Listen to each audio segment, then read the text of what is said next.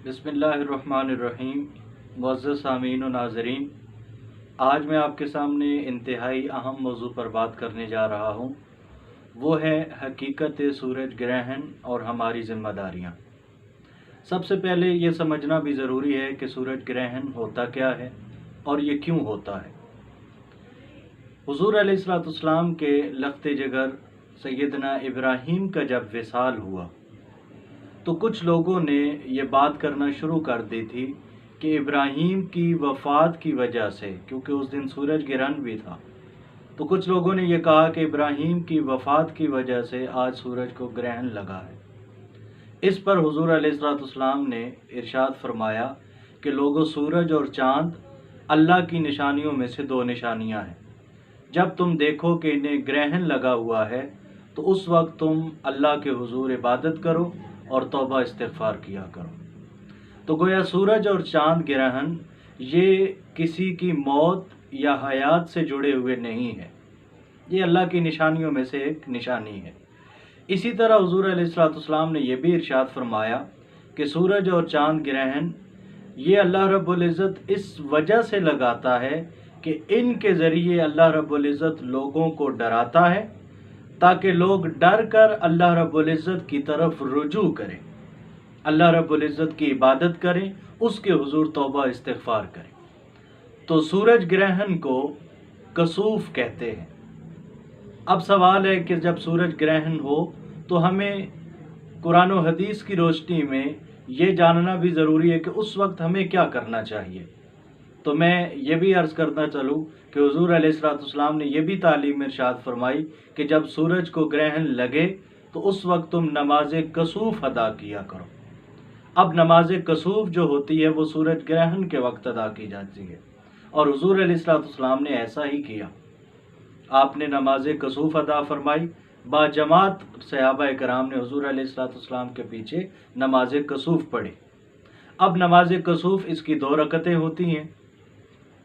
नियत इनकी इसी तरह से की जाती है, 2 रकत नमाज नफल कसूफ शम्स, मुँह तरफ खाना काबा शरीफ के बंदगी अल्लाह रब्बुल इज़्ज़त के लिए, आगे फिर नियत मुकम्मल करके तो तकबीर तहरीमा कही जाती है। ये 2 रकत नमाज नफल ऐसे अदा करते हैं कि हुज़ूर अलैहिस्सलाम ने फरमाया इनमें क़याम को भी बहुत लंबा करो, यानी सूरह फातिहा के बाद कुरान मजीद की कोई ऐसी सूरत पढ़ो जो तवील हो ज़रा, तो क़याम भी लंबा करो। फिर हुज़ूर अलैहिस्सलाम ने फरमाया रुकू और सुजूद भी लंबे किया करो, और जब नमाज मुकम्मल कर चुको तो फिर हुज़ूर अलैहिस्सलाम ने फरमाया इसी तरह किबला रुख होकर तौबा और इस्तिग़फ़ार करते रहो, अल्लाह रब्बुल इज़्ज़त का ज़िक्र करते रहो और उस वक्त तक करते रहो जब तक सूरज ग्रहण ख़त्म ना हो जाए। तो ये वो तालीमात हैं जो हुज़ूर अलैहिस्सलाम ने इरशाद फरमाई।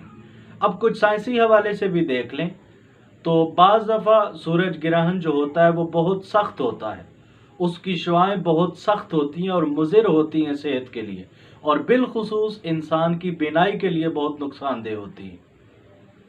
तो 21 जून को जो सूरज ग्रहण लगेगा उसमें भी हमें इसी चीज़ का ख्याल करना है।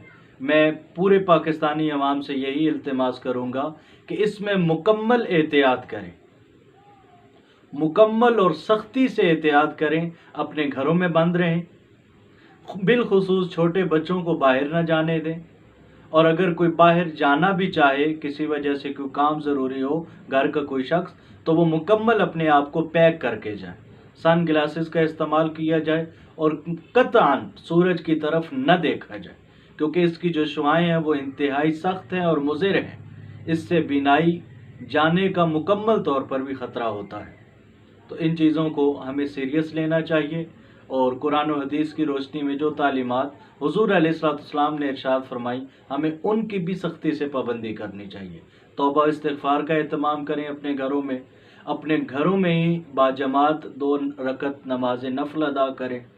इनफरादी तौर पर भी अदा किए जा सकते हैं, अगर जमात के साथ अदा किए जाएँ तो ये ज़्यादा बेहतर है।